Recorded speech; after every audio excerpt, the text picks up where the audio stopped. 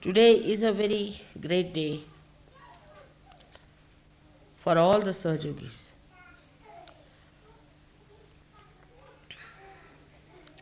It was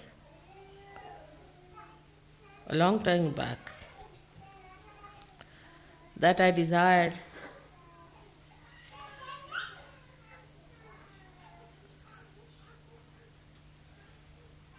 Sahasrara should be opened out.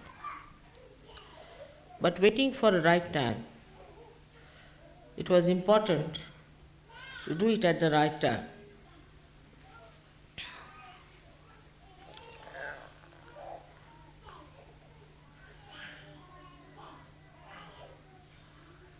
A boy in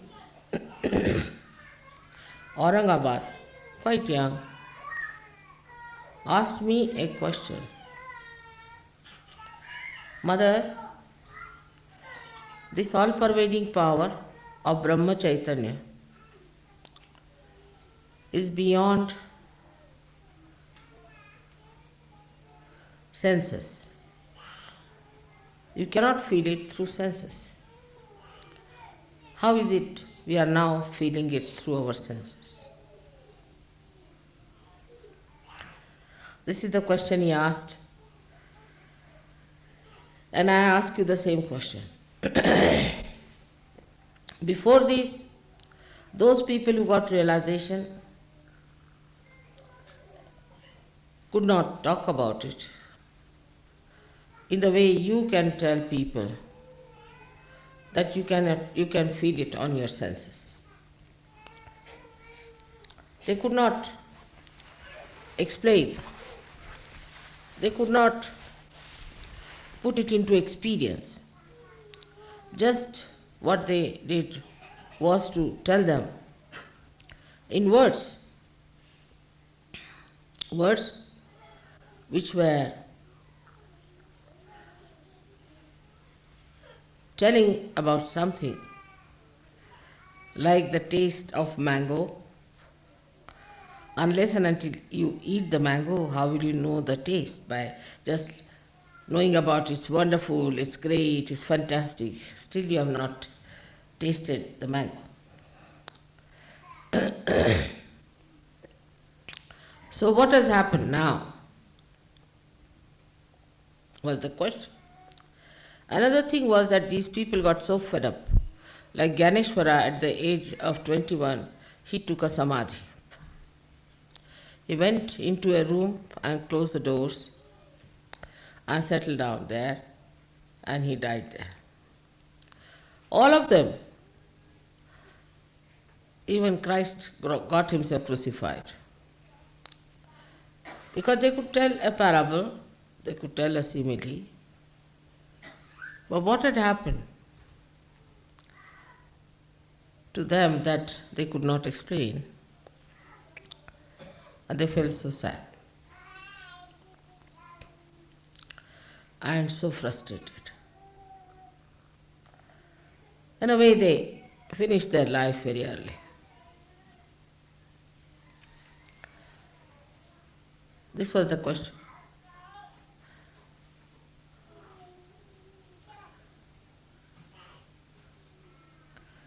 So what was the secret? Can any one of you tell me?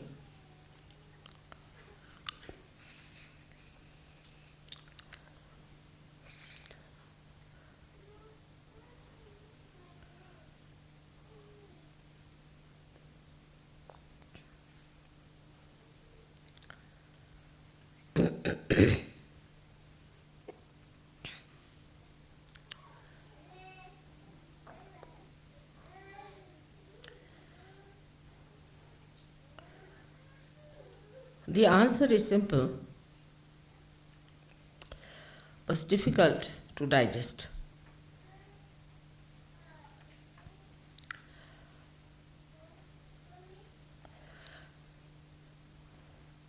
The answer is that all these incarnations who came on this earth were part of the Sahasrara.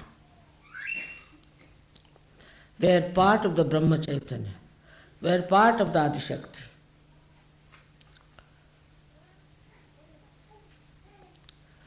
They came on this earth, gave realization to some people who were excellent, good people, who had no problems.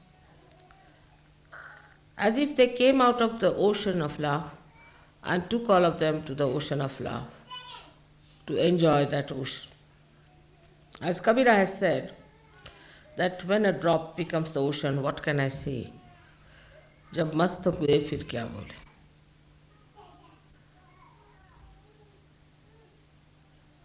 So many of them took to mauna, that is silence. They disappeared.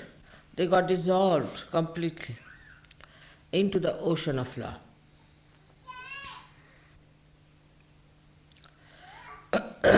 But you did not get dissolved.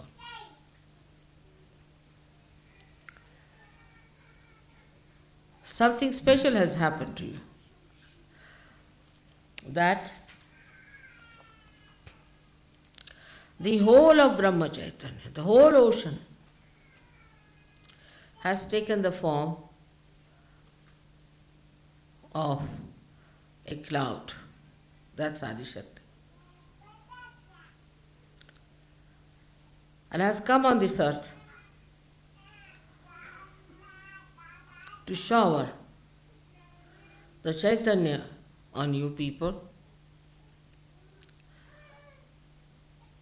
enrich you, nurture you, develop you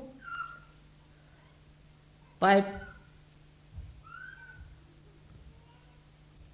manifesting the love in such a manner that you have entered into the body of the Adi Shakti.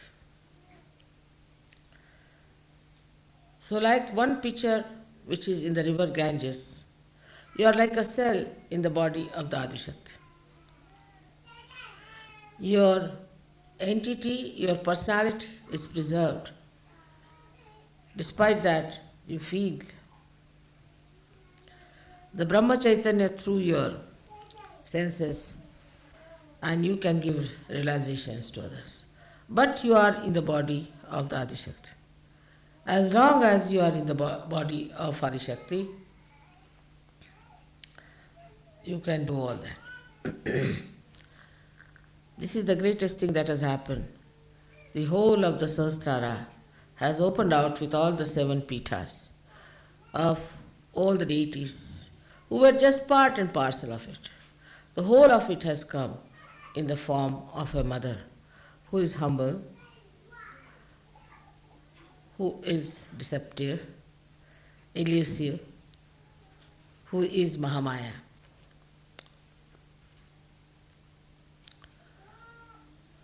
It's the greatest thing that could happen to human beings and to the whole universe.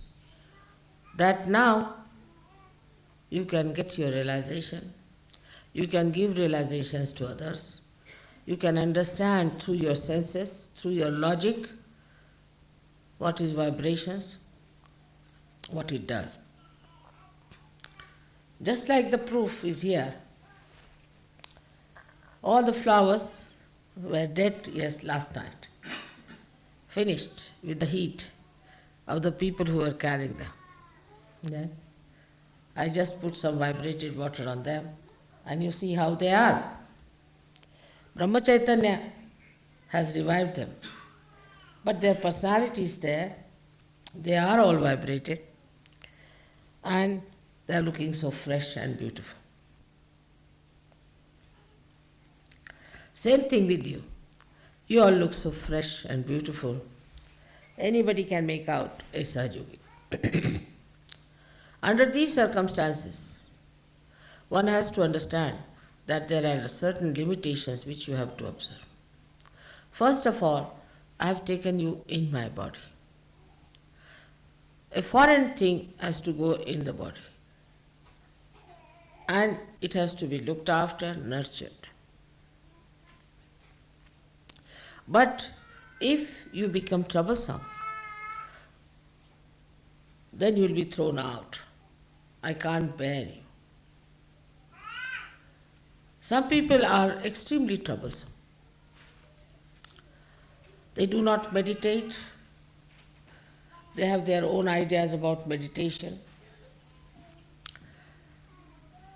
They do not develop themselves, they do not mature. They live in the past or in the future.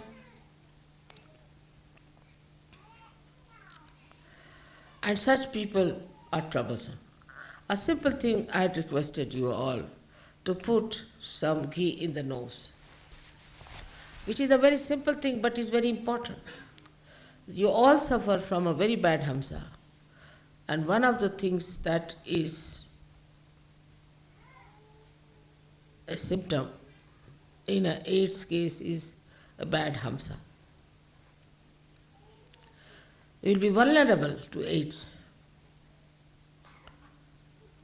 And a small thing like that is not observed. It has to be religious obligation that you must listen to me, whatever I say. Actually, you must obey me. My hand obeys me, my fingers obey me, my feet obey me. What about you, who are raised to the great dignity and the great position of being the yogis in the body of the Adi Shakti, and they are acting as cells in my body.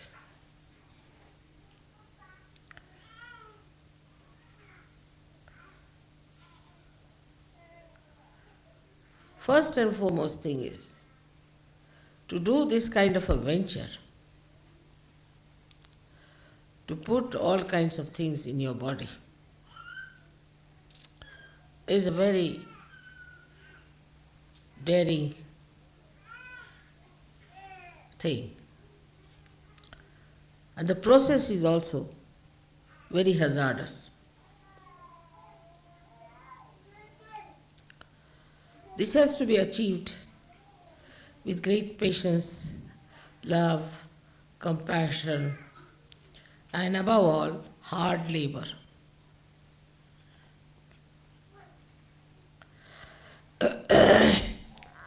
This has to be regarded as the greatest thing that Sahasrara was opened by me. Of course, I am the master of Sahasrara. I am the master of all the chakras. But also I am beyond Sahasrara, much beyond it. If that is the situation, you should be careful about your Sahasrara. That is me, and looking after your own heart, which is the Brahmarandra Pitha here, which opens out ultimately when you get your realization. Sahaja Yoga is spreading everywhere horizontally. Vertically it must also spread. And there, if you really have proper understanding of what I am, Sahasrara should be absolutely clear-cut. And to keep Sahasrara clear-cut, you must listen to whatever I have told you. Obey it as absolutely a ordained thing.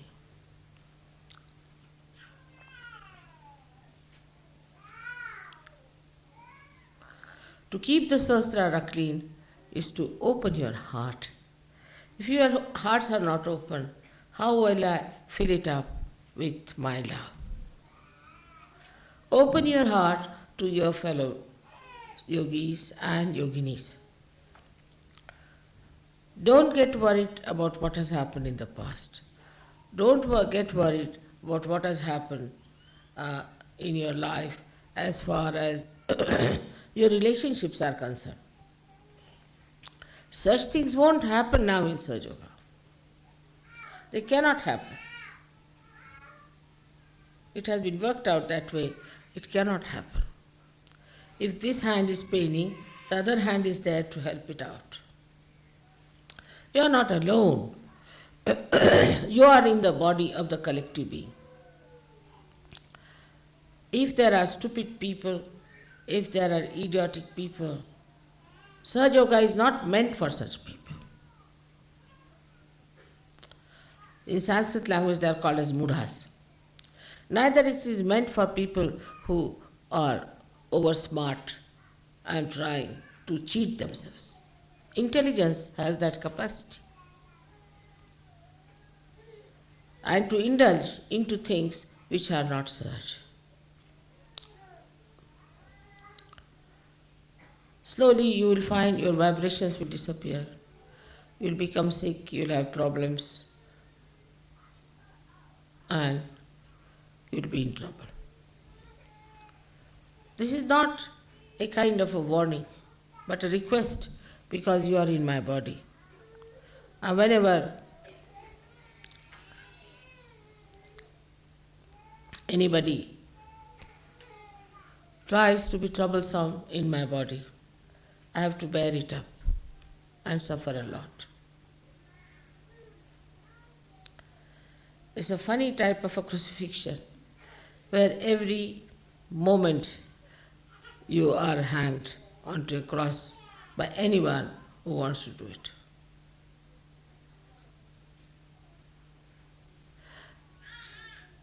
Such yogis have all the laws in their hands to torture my life, to trouble me, if they want to.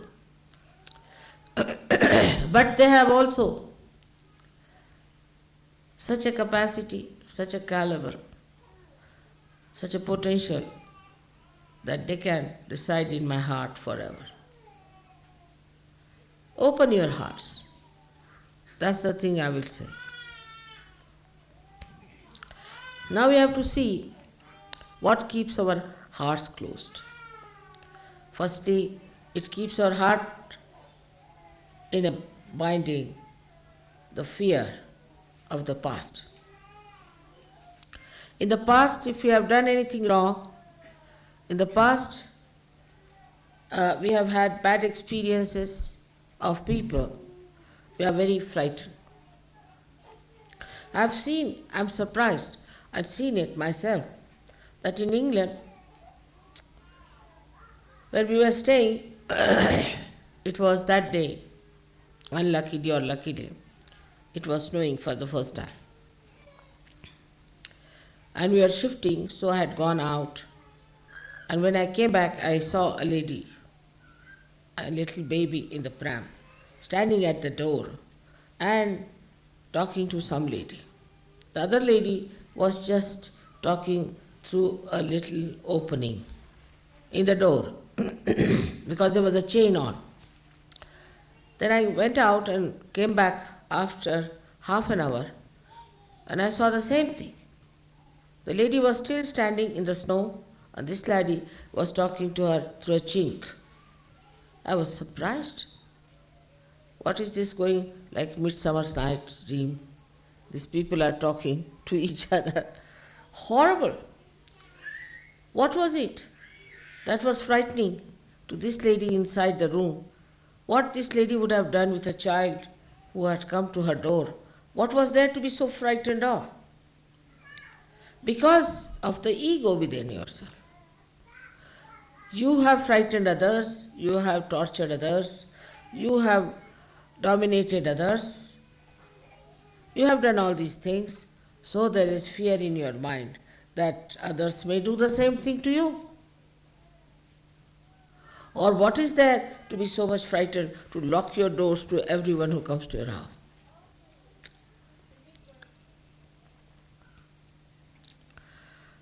Secondly, maybe you might have been tortured by or troubled by someone, so your heart is closed. You can't open heart to others. People just don't talk, they just keep mum. What has happened? Just like a dead body moving about. Supposing I was like this, who would have told you the secrets of Sahaja Yoga and Sahasrara? So this kind of a nature comes from people who are frightened in the past, perhaps, or they might have frightened people with their bad Vishuddhi. Aggressiveness is one of the qualities in the West, and that also is inherited by people. As soon as you put them onto something, they become aggressive. I can't bear it within myself. Supposing I have some sort of a medicine that makes some cells very aggressive, then what happens? Ultimately, I become a patient of cancer. An aggressive cell is called as the malignant cell. And such a cell cannot give you proper attention, cannot give you proper depth, but you become nothing but a malignant cell, a cell which is creating a cancer. And such a person creates cancer among Sahajogis. I've heard horrible stories about how some women, some men have become aggressive. With a little position they get, immediately they become aggressive. Say somebody is a wife of a organizer or a so-called leaders. Then she thinks she is nothing but a prime minister or something. Or a husband becomes something. This aggressiveness adds to the aggressiveness of another person. Then reaction starts. One says something, the another says something. We become reactionaries. We haven't got something of our own that we should be reactionaries. There should be no reaction to anything. Because we have something of our own, why should we react to something, whatever people are doing to us or have done to us? It's finished. Open your hearts. That's why when you came to India, I think you must have noticed that in the Indian heart, there is nothing like an anger for, say, for English or for Portuguese or for anybody who has dominated them.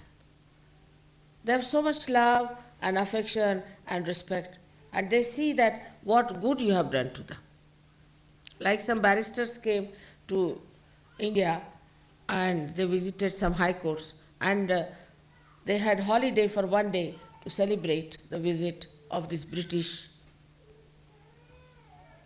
lawyers and barristers. But if you go to England, they will beat you, throw you out. This aggressiveness has to go from your heart. It has to get out of it. There's no place in my body for aggressive people. No place at all. I have not aggressed you, and you shouldn't aggress me.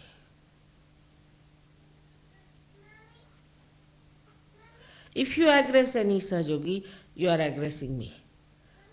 But when it comes to others, they won't aggress others. Like a bad husband will aggress his wife, but not other people. So those who are non-Sahajogis, they do not aggress them. That's a very important part of Sahasrara, because ego covers a great part of Sahasrara. And if your Sahasrara is covered with this ego business, how can I help you and how can I help myself? Now so many of you are in my body. Just imagine circulating fast,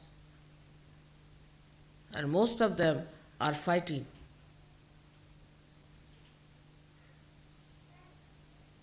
To be in my heart, but they are settling in my ego. Well, I am egoless because I have no reactions. If you have no reaction, you cannot develop ego. I have no reactions. I am reactionless. I am in my own peace and glory, trying to work out Surge Yoga.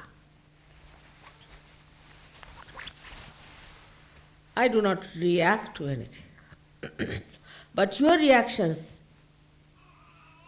trouble me because you are within me. Then the second part is the fear that comes from childhood.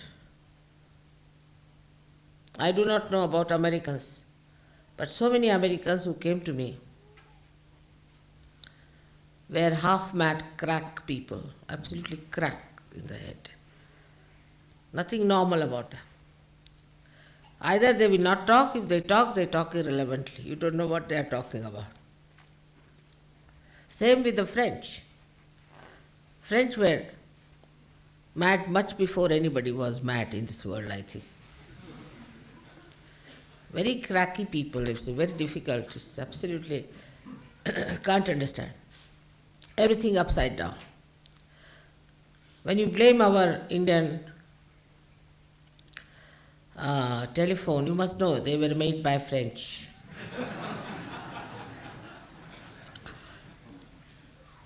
I always say that in Pune we have got the telephone just to see, because it is called as Punyapatanam, is the city of Punyas, and only God can listen to this telephone, but even God cannot.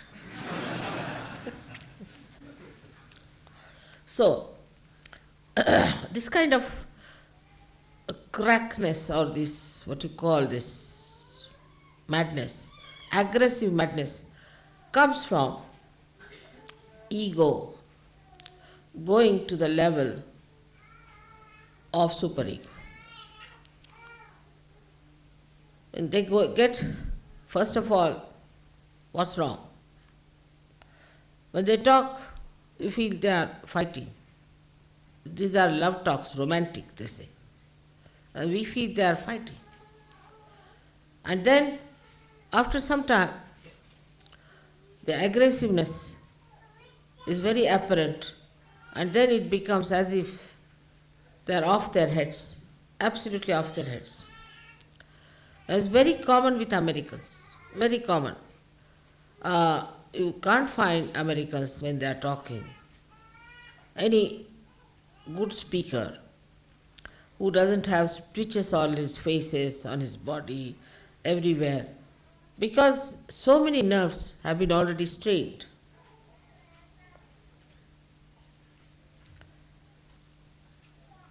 With this kind of what's wrong business. Going to the other extreme of deciding everything for yourself. And the thing behind is a ghost, I should say, very big ghost, and which is not in the past or the future, but in the present. And that ghost, I call it as materialism. Materialism. It's a ghost. It's a horrible devil that has come onto the heads of Americans and from them to all of us. This materialism is a horrible stuff. It's so ridiculous, shameful, doesn't even suit a human person. Even a dog would hate such a materialism, to what level human beings have gone.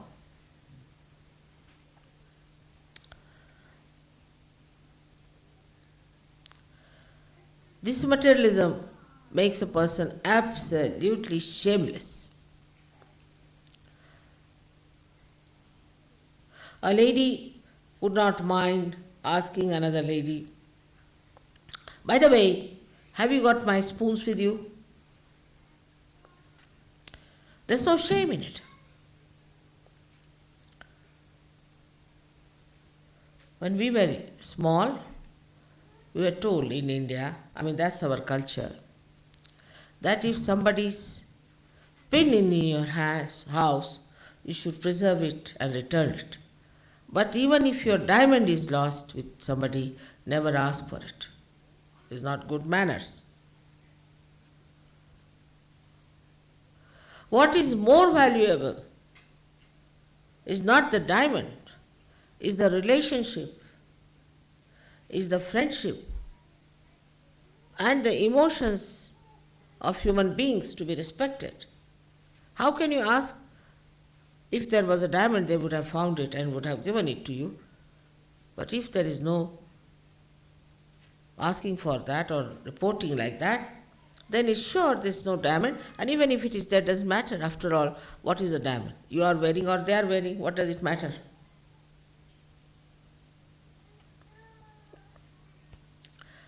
In my father's house, all the doors were open all the time. All the doors, day and night. Never a thief came in, thought that doors are open so nothing is locked. There's nothing precious. Only we had one theft. And the thief came and took away a gramophone from us and some records. So my father said, he's a conniser. He took the right thing from this house, so let it be. What's the use of informing the police?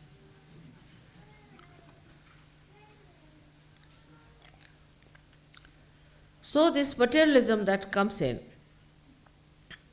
is a mad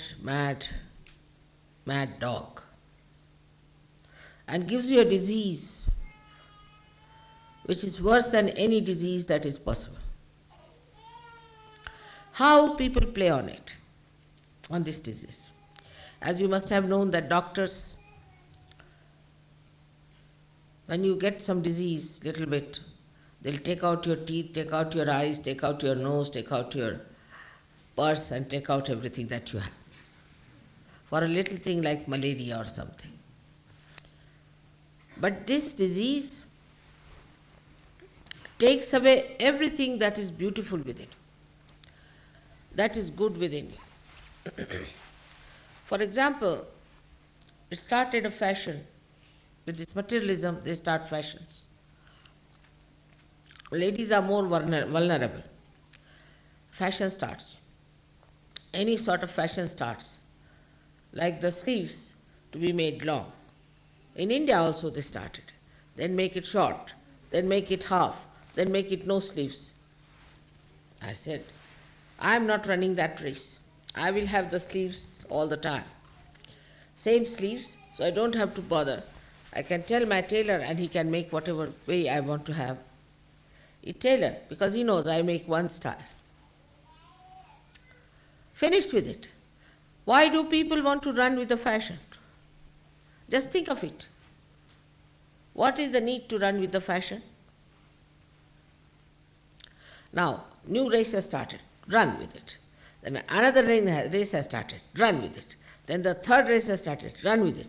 All the time running with the mad race of fashions. Now a new race has started of fashions, not to put any oil in the head. So you become bald, then you buy wigs. It's all entrepreneurs who are working out. It's all enterprises. So you become absolutely bald-headed people. Then you get your wigs from them. Then there is a special charge for dressing the wigs, so you go for dressing the wigs. Goes on like mad. Then there's another type. Now, a new fashion has started in London because, you see, these people want to make some money.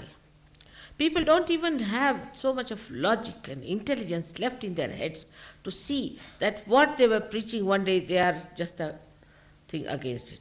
Formerly, it was you had to wear a tailcoat. You had to have your hair absolutely done with proper hair grooming and all that, as you can see in old pictures. Then it started striped three-piece suits. Now it is, few days earlier, was tight clothes. Then they developed varicose veins, you see. So now it is a fashion to wear absolutely loose dresses. I saw the other day one lady making a dress out of a big blanket, going like this. I thought she was some priest or someone.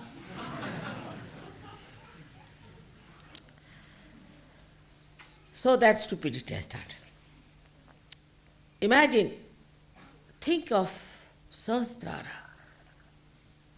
Think of divine, in what world we are and in what world the stupid people are going. That's another world.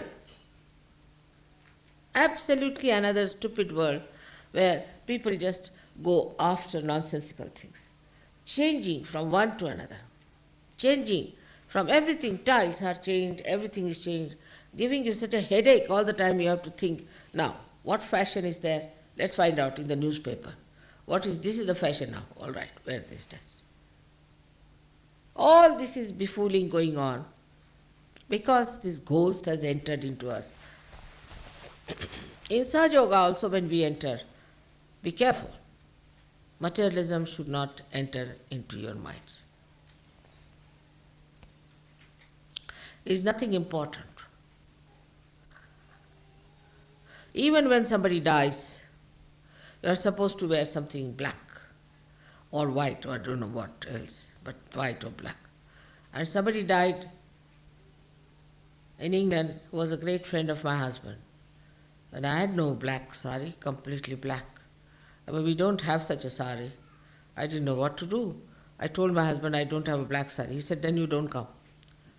Imagine how his wife would feel if I don't go to the thing, how she would take it. All this is nothing. What is important is the black sari. In every walk of life, you are being befooled by this materialism. I don't know how you got stuck into it first of all. And the other side is the same people are befooling you. All right, this is not good, this is too much, so go to the anti-culture. What is anti-culture? Is another kind of materialism, another kind of nonsense. Nowadays they are having in London an anti-culture movement which is called as punks. I think out of date now but still, for the time being I see is punks. It costs them £40 sometimes to make that hair. I mean, is it something that you are saving money on that? So the whole thing works out just to take out your attention from reality, from higher values to something nonsensical.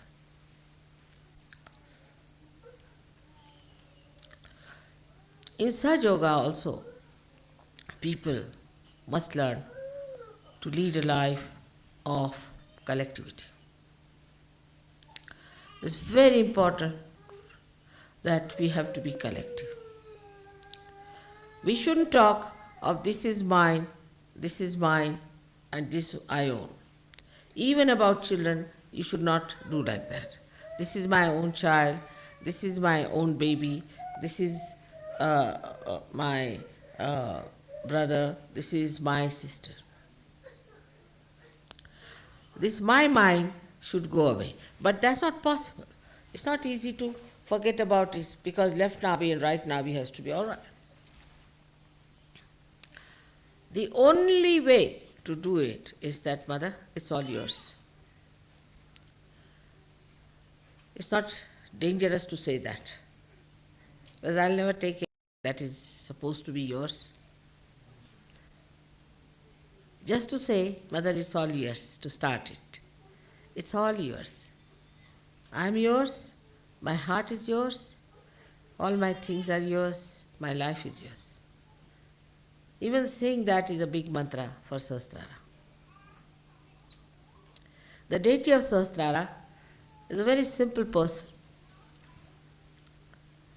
extremely simple, and can be moved with very little actions, can be pleased with very few little actions here and there. Not much is needed to please the deity of Sahasrara. It's a very simple person. Little things make her happy.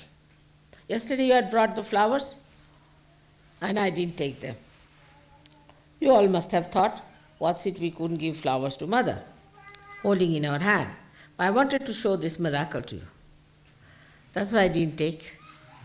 And I took it in the end, and see now, they are the best among all of them. Don't they look as if they are being plucked from the tree? Just I wanted to show this. So I said, I'm tired. I sat down, and then I looked at you with the flowers, see in the hands, you're sitting, all of you.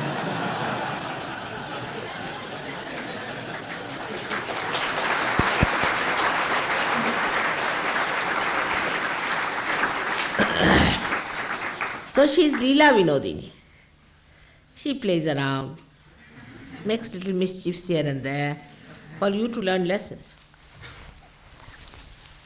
Because if I tell you do this, then it's not possible. But little circuitous way, I can show you that this is wrong. You should not do it. There's nothing to feel bad. I would have taken all the flowers. But somebody must have thought of it. Why mother has not taken the flowers today?